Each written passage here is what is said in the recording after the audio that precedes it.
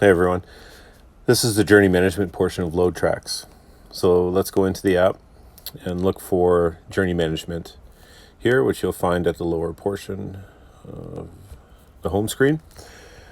Journey management is something that you have to require. It's mandated every 24 hours. It's recommended that you submit this per trip, or if conditions change from your previous journey management entry. What this allows us to do, and what it allows you to do, is it creates a two-way communication channel with clear information between yourself, dispatch, and management, and even other drivers, that outlines your given journey and some conditions that may present some problems for yourself or some of your colleagues out on the road. So as we start, it asks for your date. Today is the 28th, so just toggle your entries until you actually see a date hard stamped here. Sometimes it does take a little bit, but there you see that the entry is now in. Our trip origination, let's just say we're starting out in Blackfalds from our shop, and our destination for this trip is going to be Fox Creek. We travel there quite a bit, so we'll use that as an example.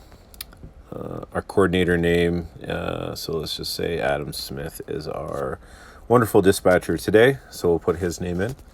And our departure time is going to be, we're going to start this trip at 7:30 in the morning. We're nice and fresh for this one. And our unit number, 666.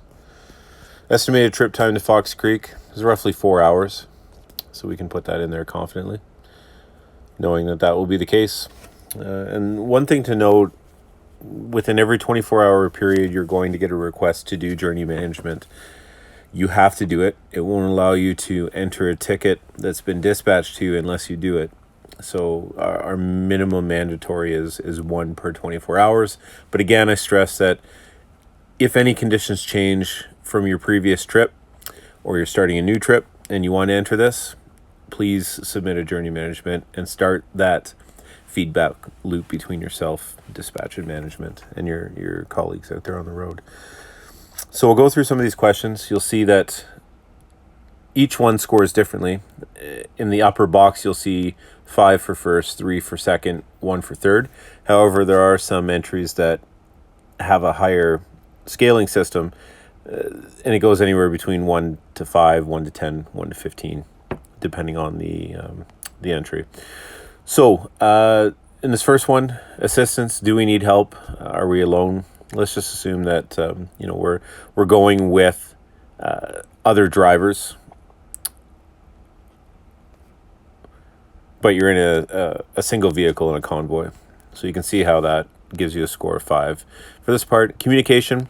We know there's full coverage throughout the entire trip. Cellular, two-way, satellite, the whole deal. Dispatch can see you by GPS, so we're confident with that. The vehicle, let's assume for this trip that it's one that's assigned and you're quite comfortable with it. You can say that you're familiar with one, you've driven it a couple times, and you can see how that changes your score. Cargo on this trip, I'll be carrying no dangerous goods. This isn't a dangerous goods haul. Road conditions, we know there's divided highways from here to there. Route, I'm traveling to a location which I am very, very familiar, somewhat familiar, or completely unfamiliar. I think most people have been to or through Fox Creek, so we'll say very.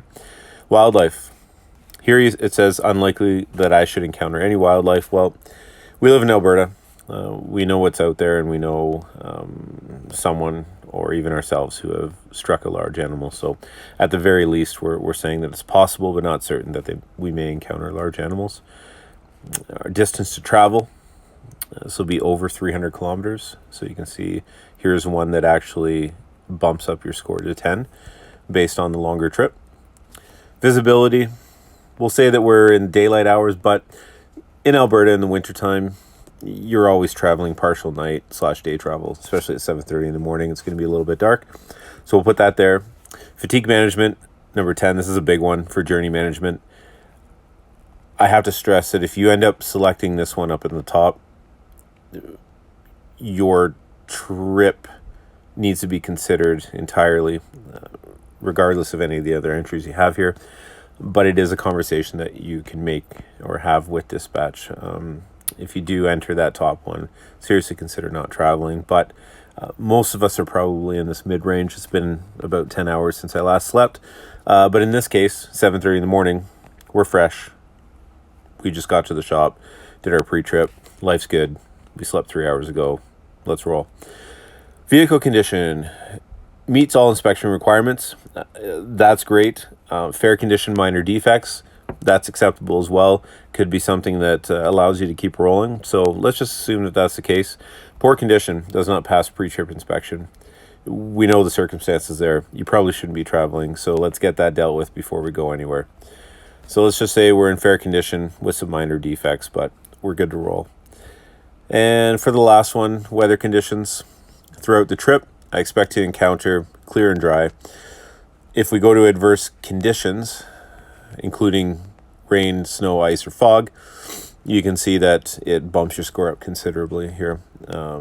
There's always a possibility of mild weather, but let's just say we're clear and dry, and you can see that we have a total score of 35. I press save.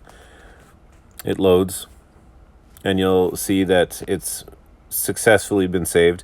And what that means is it's been pushed on the server to dispatch or management. If the score is too high, if the score exceeds, I believe, 59, then it has to, your trip requires managerial approval or a discussion between dispatch and management to authorize that trip. And that concludes our journey management portion.